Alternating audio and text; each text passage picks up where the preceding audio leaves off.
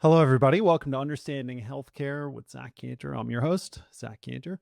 And today I have with me Eliana Berger, who's the co founder and CEO of Joyful Health, an AI revenue recovery platform for providers. We're going to dive into what exactly that is, what that means, what revenue recovery is, and learn about all those good things. But first, would just like to say hello, Eliana. Thanks for coming on the show. Thanks so much for having me. Such a big fan of study and everything that you're building. So very excited to be here. Well, feeling is mutual. Our team is always talking about and recommending Joyful Health. So excited to dive more into what you all do.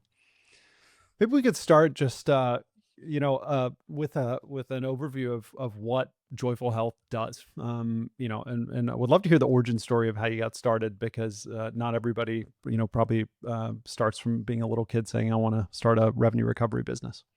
Yes, I definitely did not start the company with the intention of going straight into RCM. So, yeah, Joyful Health helps fast growing healthcare practices recover revenue from unpaid insurance claims with AI. So, I actually grew up around a mom and grandma who ran a therapy practice, and we had just spent a lot of our nights and weekends dealing with insurance claims and all the fun things that come along with running a practice. But I really wanted to experience all of this for myself. So, I ended up spending about a year embedded in a whole bunch of different clinics of all different specialties and sizes, effectively just asking them to give me whatever their biggest hair on fire problem was at the time. And I pretty much did everything for them from helping them order office furniture to helping them hire people to running analytics out of their EMR. But the thing that I saw most consistently across all these clinics was just this kind of deep anxiety around never knowing when they were going to get paid or by who or on what timeline. So it's essentially what I realized after all this time is that the biggest hair on fire problem is stemming from the fact that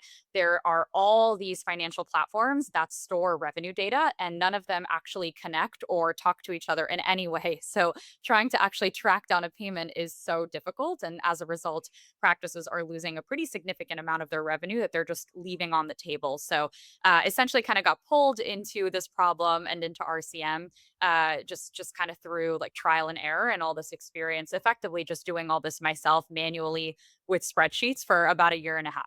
Super helpful. So maybe you could talk to us a little bit about what these different setups look like. So you mentioned, there's many different financial systems. Can you talk to us at the simplest end what this setup might look like, and that might just be Excel sheets. And then as someone gets more complicated and sophisticated, maybe there's been multiple different acquisitions. What does this ecosystem look like? Yeah, so it's really tricky is that when a provider sees a patient and sends out a claim to get paid, that claim travels across multiple different systems and context is lost at every step. So the systems look like an electronic healthcare record system, a billing platform, a clearinghouse, multiple payer portals. Eventually, you even have a bank account and QuickBooks and payer contracts, credentialing platforms. So the tech stack for practices is very, very fragmented. And because there are so many different specialties that all have specialty specific EHRs and billing systems, and then you also have thousands of payers in the US that all utilize various different payer portals, you end up with a pretty large combination of tools that every single practice is on. And the more that the practice actually grows in size, the more tools that they end up accumulating because oftentimes the more payers it is that they're in network with. So it's very easy to strip away a lot of context at each step. And as a result, it can be extremely, extremely manual to actually track if you got paid all the way from appointment to bank account. And that process is largely manual today. And that tracking is effectively happening mostly in spreadsheets and through all sorts of different manual processes. So you can imagine that there's a lot of revenue that can be lost at every step if you can't really see the entire life cycle of a claim really end to end. And what are some of the EHRs that you're working with? It sounds like you all have a whole bunch of integrations, but can you give us just a couple examples so we understand we can orient ourselves? Yeah, I mean, we're platform agnostic, really. I mean, that's really why we built the company. So we see everything from the smallest niche EMRs for behavioral health, like InSync, for example, all the way through to the larger ones like Athena and Advanced MD. And then we also integrate, we actually build multiple integrations per every customer. So we need to get the data from the EHR and from the clearinghouse and from their payer portal. So, for any given clinic, you might have like 20 to 30 different touch points of systems that they're on at any given time. And the data quality and access will really vary depending on the systems and their interoperability standards. Wow. Yeah, the large number of systems. When you look at the maybe even just the happy path of a claim. Can you walk us through, someone submitting a claim out of Athena Health? Are they submitting that claim typically that you see? Are they submitting that with taking the contracted price rates into account, or are they just submitting rack rate and they're waiting for the payer to do those calculations and repricing on their side? It's a great question. Oftentimes, a provider will have what's called a charge master, where they will outline what they think their rate should be for every CPT code, and then they will just submit that to the payer, and that will be called the charge amount. And then what you receive back from the payer is the allowed amount, which is what the payer is essentially allowing you for that service. You actually should hope that the allowed amount is equal to your contracted rate with that payer. That's also a very, very difficult thing to reconcile because that contracted rate often lives in a paper contract somewhere that may or may not have been updated sometime in the last like decade. So it's very, very difficult to really determine if you got paid what you were owed. But oftentimes we see providers submitting kind of one charge amount per CPT code to the payer. And that charge amount is usually significantly higher than what the payer will allow. Because if you accidentally charge a lower amount, then the payer will pay you the higher of either what you charge them or the allowed amount. So you should always make sure that the charge amount is higher just in case so that you're not accidentally undercutting yourself with the payment. We're kind of starting to circle around something I think that is at one of the central points of what makes this problem hard. For people who don't know a lot about healthcare billing, maybe who have been patient but not have not dealt with the administrative side of being on the provider side. You get these things in the mail that say this is not a bill, the explanation of benefits, and you see these kind of silly amounts where it said, it's $1,000, and then your insurance paid $4, and that's kind of analogous to this idea of the charge master to the allowed amount. And what you're pointing out is that there's like this game theory dynamic of it, where if the rack rate is $1,000, and I'm pretty sure that my allowed amount is going to be $50. I'm still going to send $1,000 because the payer may calculate that and pay me $51 because I had it wrong, or $55, or maybe everything's out of date. Maybe it's $500. So on one hand, you're incentivized to send, the high amount. There's really no penalty for doing so.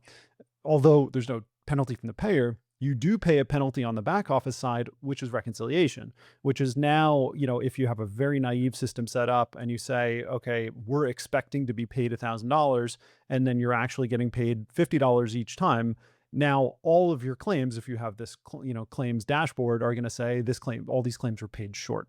Is that, some of what makes the reconciliation job difficult, and some of what makes this, understanding your current state of revenue collections difficult? Definitely. Yeah. So it can look like you were paid short, but even more challenging, it can look like what you are owed is a significantly inflated amount. So oftentimes, what providers are looking at is an outstanding AR accounts receivable report. And that AR report is actually based off of the charge master and the charge rate. So it will actually look like you have a claim that is $1,000 that is outstanding, when in reality, you might only be receiving, to your point, $50 from that claim. So it's very, very challenging to actually track what you will be paid and what you're owed. The other part about this that's very difficult is that every payer will pay on a completely different timeline. So it can take them 15 days to pay you, and it can take them 60 to 90 days to pay you if there's some sort of a delay. And you never know when the payment is actually coming. And the most challenging part about this, I think, is that payments are remitted in bulk. So you are often receiving a check from a payer that is thousands of dollars and covering hundreds of claims. And those are all sent out in one letter. So trying to unbundle that letter and look at each claim individually and interpret, was I supposed to be paid 55 for this or 75 for this? Was something denied?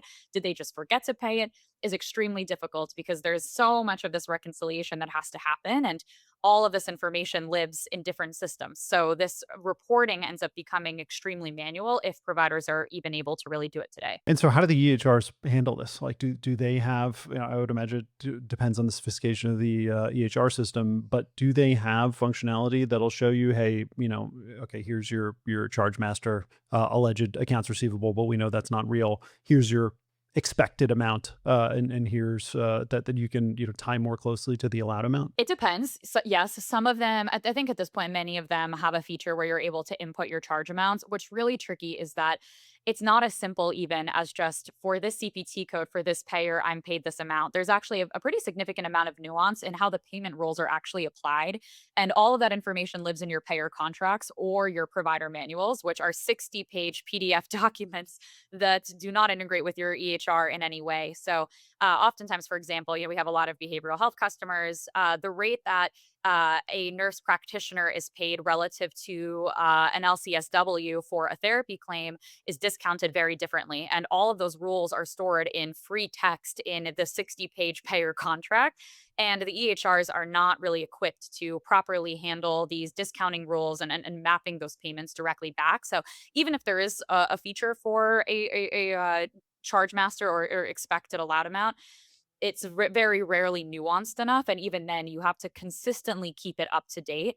Many of these provider contracts are also based off of a percentage of Medicare, which changes frequently. So a lot of these rates need to be consistently maintained, and it's extremely manual today. So they have the feature, but it doesn't really solve the problem. So a lot of this is still done manually, or there's a lot of spot checking that is happening, or auditing that's happening. What we've seen at the small end is that if you're looking at, the smallest provider practice, solo practitioners, that they're just sending off a claim, and then whatever they get paid, and they write off the rest. Yep, unfortunately, that's the case. Yeah, and it's really, really challenging. Even if you have a whole large team, it's extremely challenging. I mean, even hospitals pay a very significant sum to outside contractors to do this work for them, if not have very large internal teams that are trying to keep up with it. So it's very challenging at all levels of organizations, but definitely I'll often see that providers are just kind of, I'll send out whatever I can send out and whatever I get paid is good enough. Most of the time, if there is staff internally, they're just trying to work all of the unpaid claims that they know did not get paid, and trying to look at contracted rates tends to be the very last thing on the to-do list because of how manual it is today. Yeah, totally makes sense. And when you look at the mix of these things, is it pretty much a shared set of problems across the board, regardless of how large or small the provider is, or do you think that there's a big bifurcation in terms of these are the problems that a large health system or large specialty group is dealing with, as opposed to what the individual provider offices are dealing with? Yeah, I think that every provider group will have a different mix of denial reasons. We think that tracking the reasons why claims are denied is imperative because our head of RCM, Becky, will often say, if you have a denials problem, it's not really a back end problem. There is some sort of front end problem that you really need to get right, which is why there are amazing companies like Steady that exist to help you get that correct from the get go when you're getting the claim out the door. But it definitely differs. I think what's interesting is if you have a very fast growing provider group, for example, you might be bringing on a whole bunch of new payers and a whole bunch of new providers. So you might see a spike in credentialing related denials, for example. Or if you don't have a very strong front end process and front end team, we see a very large spike in eligibility and prior auth denials, for example. So it will differ. And I think a lot of the indications are actually how is the rest of your revenue cycle set up, and what resources, technology, et cetera, do you have internally that is able to help you get ahead of a lot of these issues. But unfortunately, no matter how on top of it you are, there will always be denials, especially because there are so many payers that are changing their rules so frequently. But it's very helpful to at least keep the pulse on what's happening so that you can kind of diagnose what's going on and then fix it on the front end. We've used a couple of different words here, which is, rejections and denials and appeals. Can you walk us through what the difference is between the three different categories? There may be others as well. So when you submit a claim to the insurance company, the first thing that can happen to a claim is that a claim can get rejected. So this happens before the claim is even processed by the insurance company. It's actually often rejected at your either billing system or clearinghouse, whichever system you're using to get the claim out the door to the insurance company. And that is usually because of some sort of administrative or like clerical error on the claim itself. So, for example, this could be you formatted something incorrectly, there was missing information, you sent it to the wrong insurance company. So, this tends to be a quicker fix that you can do. Usually, you want to handle this as quickly as possible right away, and then you can just resubmit it to the insurance company. The second category is a denial. So that is a claim that the has actually gone through the insurance adjudication process. Most likely, there's of course nuances to all of this, but broadly speaking, usually it is processed by the insurance company, and they will return a what's called ERA, electronic remittance advice, back to the provider that will tell you, hey, we're not paying this for X reason. There's thousands of reasons. They're very vague, but it should come with a reason that tells you why something is not being paid. And then the third thing that can happen to a claim is that the claim can just be stale. So you can get the claim out the door to the insurance company, but then you might realize after a certain period of time that they haven't actually paid you for it. So you would expect, usually that the payer will pay the claim after 30 days or maximum 60 days. But if it's been X number of days and they still haven't paid you, that claim is now stale and you want to follow up on it to make sure that it gets paid. So those are usually the three categories of what can happen to a claim once it goes out the door. As you alluded to, you did the high level overview. Things get more complicated from there. We see payers, some payers don't really return any rejections. They return everything as denials. Some payers are rejecting things that would normally be done in the adjudication process, and everything in between. So you see, it's very hard to apply a one size fits all solution to these things. It kind of requires a lot of payer specific, sometimes specialty specific, sometimes payer specialty specific rules for these things. On the side of looking at what's been paid and what hasn't been paid in the stale claims, you run into the problem of you might be enrolled for ERAs and EFTs, so you're getting your remittances electronically via ACH. You're getting your details of what was remitted electronically via the electronic remittance advice, the ERA. But then a check shows up, and you don't really know why, and who knows why some of these things happen. Maybe you get unenrolled, maybe it's a specific carve out or something that isn't covered by the electronic payments, and now somebody hasn't gone through and done that reconciliation process, and you think those claims have not been paid, but they have. So yeah, very complicated. Within denials, you have something that's appealable and not appealable, and sometimes claim just needs to be resubmitted. So it's a monstrously complex problem. I tell people the reason I love the revenue cycle management world, in particular the clearinghouse world, is because every time you pick up a rock, there's three other rocks underneath it. So there's always more rocks to pick up. And it sounds like a similar thing in your business. 100%. I often describe it as whack-a-mole. Like you fix one issue and then three more pop up in their place. But yeah, I think you hit the nail on the head. Revenue cycle, I think, has more anti-patterns than it even has patterns. We've been building the business for a handful of years now, and every single day I'm still surprised by something in our data. Like there's always some sort of new scenario or new denial reason or new format of a remit that comes through our system that just continuously blows my mind at how much variability there is. And there's really no standardization that is happening. Like no one is applying these rules consistently, and how you guys know this better than anyone, in how the data is actually coming back. And current provider systems are just really not built to interpret this level of complexity. So it's really just left to the teams to do manually, which is of course really time consuming and challenging. And what happens when a claim gets denied? Like what are your options? Yeah, there's a couple of different paths. I think one path that folks usually hear the most about is that you appeal the claim. So if you take a look at the claim and the denial, and you're realizing that for some reason the denial is actually not valid, you can write an appeal letter and send it to the insurance company and say, "Hey, I think you were wrong, and you actually do owe me for this service, and here's why." The other alternative is that the denial was actually valid and there was something incorrect with the submission of a claim. So you can actually go and fix the claim and resubmit the claim. That's oftentimes actually, people don't think of that. Usually, when they hear about denials, the number one question I get is, "Oh, are you automating the process of drafting an appeal letter? And is that kind of the main way that you're handling claims?" Not always. A lot of the time it's actually fixing the claim and resubmitting it, and you'll get a much faster result that way. Can you give us some examples of that? I'm curious, like if there's examples that come to mind of where someone would have done an appeal but could be solved with just a resubmission. Resubmissions are often done when there was some error on the claim itself. So it could be that you submitted the claim with the incorrect patient ID number, or you sent it to the incorrect payer. In behavioral health, we see this frequently. Maybe you sent it to one payer rather than the subsidiary or something along those lines. So there was something in terms of how you got the claim out the door that needed to be corrected on the front end. Another issue could be a modifier. So, for example, maybe you delivered care via telehealth. The payer denies the claim for whatever reason and says, "Nope, this was an incorrect like place of service," rather than appealing and saying, "No, look at my notes. I actually did deliver this via telehealth." The best thing that you can do is go resubmit the claim with the correct modifier, and then the claim will actually process correctly via the payer adjudication system. I think that's the number one thing to keep in mind is that you have to be very thoughtful on how is the payer going to interpret this claim, and let us actually fix this claim to ensure that it gets processed correctly. We tend to hire a lot of folks that have actually worked on the payer side before and know exactly how all of these systems work, which makes a really big difference because oftentimes you can choose to fix a claim like so many different ways. So the way that you do it matters a lot. And if you look at this as like a waterfall, at the end of the day, how many of these things waterfall down to needing an appeal letter? Actually, in terms of rough percentages, I'm sure it varies across specialty and situation. But do you have a rough idea?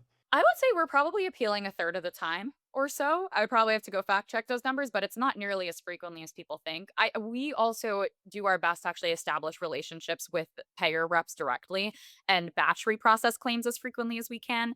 I think people will often use appeals when they're working claims one at a time, and we are often doing our best to actually work claims in batches. So we will do a significant amount of root cause analysis.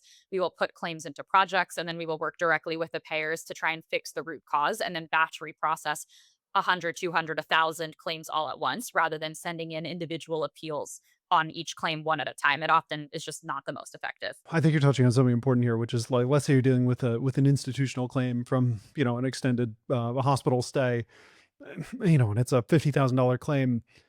It's N of one. Like you're probably going to have to do some appeals, and you're going to probably have to work that individually. But you also have the you know uh, financial space to do so because the claim is so valuable.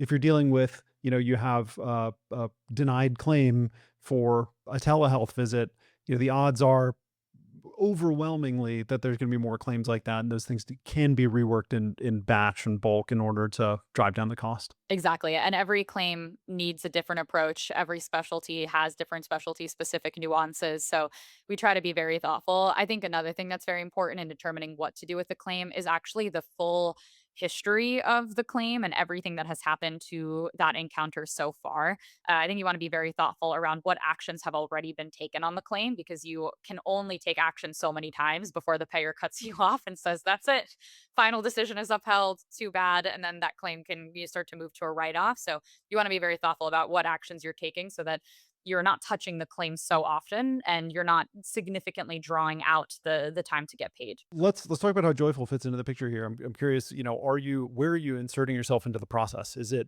prior to the initial claim submission? Is it that you're letting the HR do the first submission of the claim, and then the things are somehow coming into your system for reworking? How does it work? Yeah, we act as an extension of existing RCM teams, and we pick up the claim when it doesn't get paid. So the practice's internal RCM team or platform will get the claim out the door, and then we are monitoring it from there. So if it's rejected, if it's denied, if it's stale, our team is stepping in. We have a combination of lots of AI on the back end, and then expert folks that are billers and accounts receivable specialists that will actually go work the claim through to resolution. And then the practice will pick it up again if they need to go charge the patient for any outstanding amount or reconcile any of the payments to the bank account. But we work directly within existing EHRs, billing systems, and clearinghouses that our customers use with no disruption. And we essentially are just their outsourced denials and AR team working alongside their existing tech stack. And so you are pushing the reworked claim back into the EHR for resubmission generally, or if they're working directly out of the clearinghouse, you're doing it there. It's not like you have your own clearinghouse relationship where you're submitting these things out of band. Nope. Yeah, we don't have any sort of system migration required. That's something I figured out pretty quickly when working with practices in that year that it's a very, very large switching cost to get folks to move off to a brand new system, recomplete all of their ERA enrollments. So we work with them directly where they're at. And then we, because of all of the work that we've done on our platform and our AI, we are able to pull all of their fragmented financial data out of all their systems, which helps our platform reconstruct the entire timeline of a claim. So our team knows exactly which claims to work and in which order. And then we do all of that work directly in the customer system so that they can keep all of their existing reporting and infrastructure without any sort of migration. The onboarding's gotta be complex. I'm trying to reason through, you have to go through parsing out the payer contract and figuring out, all the different rules and such. Is that accurate? Those things all need to be figured out during onboarding? The rules are helpful, but they're not a necessity. You're able to work you're able to work AR and denials without them. We especially because we're not the ones submitting the claim out the door in the first place, so we're not, configuring all of these initial billing rules. We use the contract data to help us understand payer policies, and then we will also use the credentialing information for credentialing related denials and appeals. But the onboarding is actually fairly simple. We actually can build out all the integrations that we need for any customer in under 2 weeks, actually, on the engineering side because of all the work that we've done on our data platform. And then the rest of the onboarding is just understanding how do they work in their current systems, and then where does the other supplementary data live, like their eligibility data, insurance information, credentialing data, and prior auth data. So all of that can be completed in a couple of weeks, and then we just go live directly within their existing systems. I see. And then, but I guess in the beginning, you're having to basically go off the charge master amount, and so you don't know exactly what all the negotiated rates are, maybe? Yeah, we're not looking at the underpayment piece, like the contractual underpayment piece just yet. We're focused mostly on when the claim actually comes back as rejected, denied, stale. Underpayments is up next. So as you can imagine, it's the most natural progression of things, especially because if we have all the payment data, getting in the contract data, and then interpreting all of the natural language rules and applying them to the payments is exactly kind of what is like next up on the roadmap. But currently, we actually don't rely on that data. We can still work all unpaid claims with a very high resolution rate purely off of the like current system access that we have. Makes total sense. And so you've got your rejected claims, your denied claims, and your stale claims. And you don't need any additional information for any of those. And that's probably the line share of it, because you're getting zero for all of those things. And so if you can recover that, even if they're paying an underpayment on that, it's a huge win. Exactly. It tends to be a separate process within the practice. So we figured that we would start here because that's actually the largest category of outstanding revenue. But there's three other places where providers are losing money that we will get to shortly. So contractual underpayments is a big one. Another one is around the reconciliation to the bank account. So did I actually receive the check in the bank account that I thought I received? Oftentimes, the answer shockingly is no. And then the third category where folks are losing a lot of money is also on patient payment collection. So we kind of looked at these four different categories. The largest one by far, and the one that was most manual today, was around insurance AR. So we started there, especially because it gives you the lion's share of the data that you need to solve the other three. But we'll kind of slowly chip away at the other categories of outstanding revenue as well. And are you actually integrating with the bank accounts and everything to reconcile the ERA payments with the dollars? We will shortly as we launch bank account reconciliation. Yeah, that's something that we've been working on behind the scenes, which we're very excited about. Interestingly, we actually thought about starting our company there. So we actually were like, like, is there a way that we don't actually have to start with denials? Like, can we maybe start with something more on the finance side? And pretty quickly we realized that the reason why bank account reconciliation is so difficult is because there is no plaid for healthcare revenue data. Like that's the thing that's extremely difficult to get. It's actually getting the bank account data. There are vendors that are doing this, but getting all of the actual payment data because it is so fragmented and impossible to interpret is what's most difficult. So that's actually what propelled us to also start with insurance AR is let's build these very tight integrations with all the EHRs, billing systems, payer portals first. And then as a next step up, kind of earn the right to go do more of the reconciliation to the bank account. It's like less of a hair on fire problem for folks, although still very important. Well, this is great. We're getting the full sneak preview into the 2026 roadmap. I'm sure your customers will be very excited. The yeah, it's interesting. There's many different pieces that need to be solved, and kind of choosing the pieces to solve first. We obviously have the same challenge all the time, also, where there's just so many obvious problems that need to be solved. How do you think about prioritization of product roadmap when I'm sure customers are asking you for 20 things a day that all make sense? How do you think about what do you build next?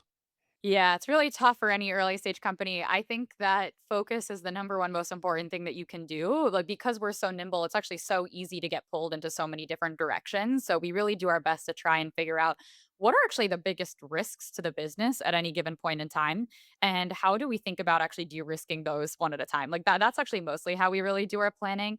And the good news, I think, is that there's a lot of commonalities in what our customers are asking for. So we're not hearing like the very wildly different requests. But I think we've made the pretty deliberate decision to go very deep on this revenue recovery product first before deepening our product footprint. Like I think there definitely was a fork in the road recently where we could have gone and layered on more and more modules and more features. And what we actually decided to do was deepen our footprint within our current offering because there's just so much that you can do to actually get this right. And there's more and more automation. There are more and more specialties we can take on. And we're also serving larger and larger customers. So we want to make sure that whatever we're doing it very, very well, rather than going out and saying, hey, we can be this whole end to end platform and system and service. And we've had to make some pretty deliberate calls to say, hey, like we will get to these, and here's exactly how we're thinking about our roadmap. And because we've built this whole data platform and foundation, we are very excited about how powerful future modules will be. But currently, the priority is to really crush it on this current offering because you're hiring us for an outcome. They're not hiring us just for software, like they're hiring us to have a 90-95% recovery rate and increased cost savings and very strong RCM expertise. So we've made the kind of the deliberate call to really focus and be best in class at that. But we're very excited about the pace of development because of the very deep integrations we have with our customers' existing systems. Yeah, you touched on some metrics there, revenue recovery rate and such. When I log in as a new customer, what are the what are the pieces of data? What are the, you know, 3, 4, 5, 10, whatever, however many metrics there are that you think are important for people to look at? I have to imagine you can show some pretty dramatic improvements over time. Like what is it? What is a kind of starting? It sounds like you're wanting to get to 90-95% over time. What are people starting with? Yeah, it depends on the customer. I think we have 2 types of customers. We have one that is having some sort of challenge with denials currently and is probably coming to us from an existing vendor or an existing structure that isn't working for them, and they have a fairly high denial rate. You know, we've seen denial rates that are 20-30% plus at times and very, very large historical AR balances. So that's another thing we do. We also will work up to a year's worth of historical denials that are just sitting there that you probably would have written off as well. So we're often inheriting fairly large chunks of outstanding revenue. And then the second category of customer is probably somebody who actually has a very high collection rate internally, 97.5%, something along those lines. And they're actually looking to optimize their cost to collect and introduce technology and like cost savings into their revenue cycle structure. So for those folks, we're across all customers, like we're measuring what is your denial rate? We are measuring how much we're recovering for you over time. And then we're also measuring the actual recovery rate. The industry average for recovery rate currently is around 75%. For those that are even attempting to overturn their denials in the first place, which we know the folks that try and overturn denials is actually a very low percent. Our recovery rate somewhere around 90 to 95%, depending on how strong the practice's front end processes are and the technology that they've implemented there. So we're able to actually, for some of our customers, get to like 98, 99% recovery rate if they have really had a very strong handle on their front end eligibility processes where you would otherwise have to write off claims. So those are kind of the main things that we're tracking. But internally at Joyful, we also track dozens of metrics very rigorously, like everything from throughput to quality. And you need to look at both of those simultaneously because being really productive is not important if the denials are being upheld time and time again. You want to make sure that when you're actually working the claim that you're doing it right from the beginning as often as possible. And when you talk about some of these metrics of, 98, 95, 98%, is that the percentage of claims? It can't be, I'm trying to reason through this. It can't be the percentage of dollars because the dollars are based on the charge amount. Yes, it is. It is the for all of the new claims that are denied or rejected or stale, how many of those are we able to actually recover? So, what percentage of those claims were we able to recover successfully? And what we find is the ones that we're not able to recover are usually because there was some sort of front end issue that really prohibited us from going after those dollars. Most notably, that's usually because there was some sort of lapse in eligibility coverage and the patient just had no other active coverage at the time of service. Or it might be for a timely filing reason where the claim was just not sent out to the payer in a timely fashion the first time. time. And we still have a whole bunch of processes we follow to try and get those overturned. But if we truly cannot, then those end up having to be a write off. Have we told you about our insurance discovery product yet? This is turning into a We sales use call it, here. yes. Okay, great. That's great. Yeah, we use Steady for all the claim status checks, for eligibility checks, for discovery checks, and we run all of that data through before we go back to the customer, and then we say, hey, like we actually really think that the patient has no active coverage. Oftentimes, there's some other way that we can rebill, but yeah, Steady's really great for that. It's funny, insurance discovery is an interesting thing where you have to think about, is it a front end or a back end use case? And so if you look at, let's say an insurance discovery product might be somewhere between 30 and 70% successful. And it's not cheap because you have to perform a lot of eligibility checks under the hood in order to do it. But if someone's in the revenue recovery business like you all, there's also like a big version of this for large health systems where, the health systems will have it's just a huge backlog of what are called self-pay patients, which are people who are marked as self-pay, but 70% of those people might have Medicaid or Medicare or some sort of commercial plan. And so when you look at even at the low end of that, a 30% success rate, when you're looking at millions of dollars of unpaid claims is very good. Now, if you were to look at a digital health startup who's doing, a patient intake and, you're charging, quite a bit of money for an insurance discovery check, you're paying quite a bit of money for that, and it's a 30% success rate. It's a terrible success rate. So it's kind of in the, in the eye of the beholder and what the use case is. But it's an area that we're investing in very heavily because, you know, if you can drive those rates up, every incremental percentage point is a huge impact. Absolutely. And it also saves a lot of time for both the patient and the practice staff because otherwise, if we can't discover any other sort of insurance coverage at the time, then the practice needs to go reach out to the patient directly and they have to call them and, or wait for them to come back again. And if you're not in a specialty where it's a recurring appointment where your patients are actually coming back frequently, like mental health, like the odds of you seeing that patient again to figure out what coverage they had or to get them to actually pay their patient responsibility like really starts to drop. So absolutely. I think it is both a front end and a back end use case. And we're frequently the first thing we say to our customers is you make sure that you have great tech on the front end because we don't want to be working the claims that we can't recover at all. It's not the best use of our time, it's not the best use of your time, but then we use it as well on our side too. So you talked about kind of the two different flavors of customers that you see. And in one case, they have a big denials problem, and so you can obviously help drive that denials rate down and improve collections. On the other hand, though, it sounds like you have folks who are coming in with a really high success rate in terms of collections, recovery rate in terms of collections, but it's just costing them a tremendous amount of money to process those. Can you talk about how the experience is different with you all? And it sounds like people are probably throwing people at the problem and throwing a lot of time at the problem is very expensive. What does it look like in the joyful health world? Denials and AR are one of the most manual and time consuming parts of revenue cycle because it is such a fragmented process today. So, if I wanted to go work a denial, and I did actually for the first like year and a half, got my billing certification and was kind of our first like biller internally at Joyful. When you work a denial, you have to have 8 different tabs open, and it's all of those systems that I mentioned earlier, where you have to see your EHR on one screen and look at the care that you've delivered, and then you have your clearinghouse open to view what the actual payer received, and you probably have multiple payer portals open, and oftentimes you still have to get on the phone and physically call the insurance company, and all of that takes a tremendously long period of time, especially because when you call the insurance company, you can often only call about maybe 1 up to 3 claims at a time. So you're very limited in terms of hours of your day, and it takes so long to play financial detective. So as a result, when you are hiring folks to work your AR internally, you have to hire a very large team because they're just limited on how much output they can have at any given time.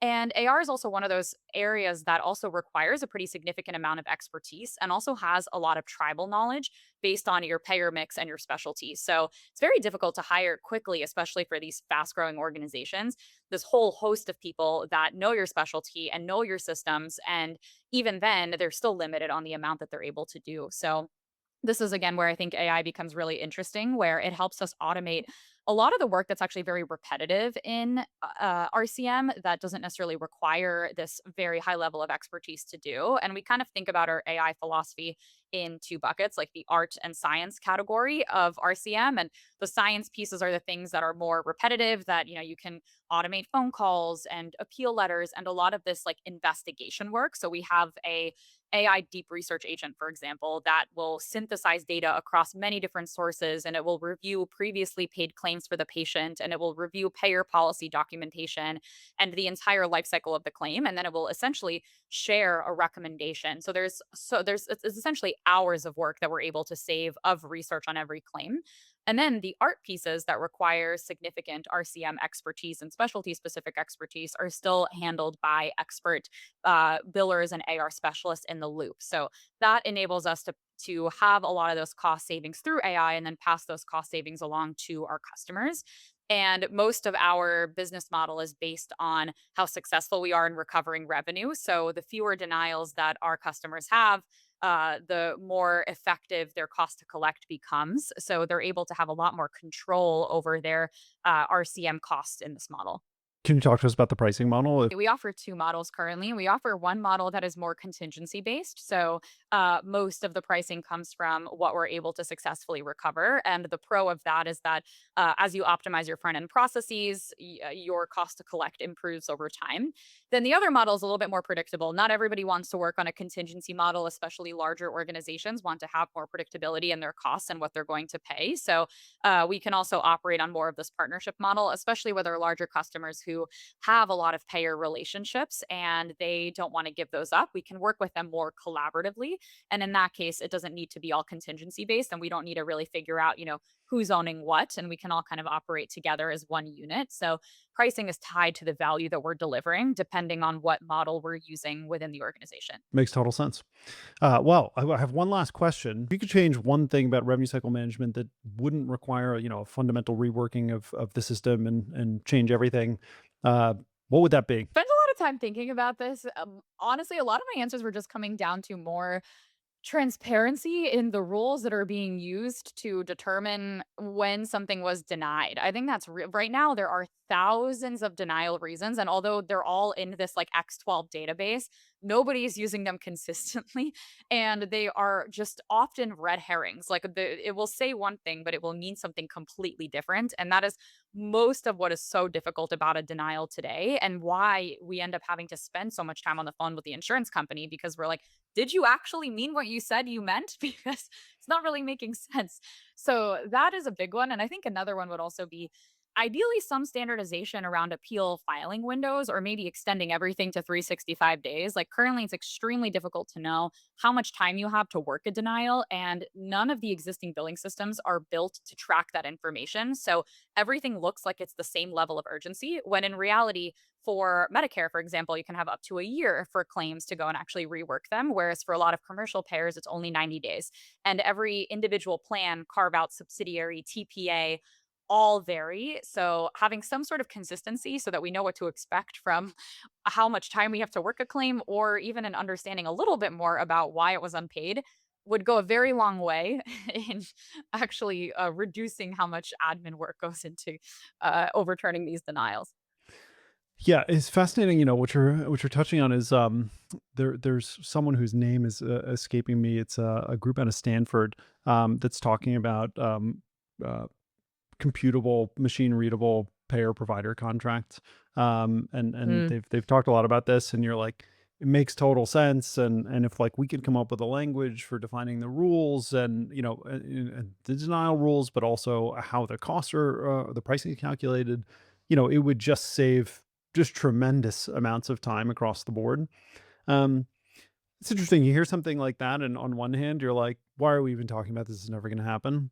On the other hand, like with that attitude, like look at some of the things that we have today. Like we have Yeah. X12. We have NCPDP. We have within X12 transactions, there's an NPI ID. There's NCDs and LCDs and NCCIs, and we use ICD-10 codes and CPT and HCPCS and all these things. So standardization is possible. but you kind of look backwards and you're like, wow, how did they get all those things done? Uh, uh, because it seems difficult to get things done today. But some sort of standardization there, I think, would be high on many people's lists. I agree, and I'm an optimist. We all are at Joyful Health, if you couldn't tell by the company name. But and I think that there's a lot of things that have gotten better. I mean, payers are starting to release API access, and there's more access to data than we've ever had before. So I tried to think about something that was a little bit incremental, but I have hope that things will get better and better. But yeah, this way it would make a very big difference. Even just some standardization in knowing what to expect and how to behave would help, because currently it's, like we said earlier, it's like more anti-patterns than patterns, which is very difficult. And that's why all this information lives in tribal knowledge. And you have one person that leaves your staff, and then all of a sudden you have to start all over again in gathering this data. So it'd be very helpful. It's something that I appreciate about your business, where there's a lot of it. There's this saying that too many startups, their business models depend on a cascade of miracles, of a whole bunch of low probability events happening. And something I think that your business has, which I think our businesses share in common, is this belief and kind of set of facts that things can be much, much better with what we have. Like, we don't need to change anything. We don't need all these wish list items. Of course, they would be nice, and there will be some point where there's diminishing returns, but there's so much low hanging fruit left to pick. So, well, thanks for coming on the show and talking to us about all things appeals and denials and revenue recovery. Fascinating topic, and very much appreciate you taking the time. Thanks for having me. This was so much fun, and we're very proud and happy, steady customers. Thanks for coming.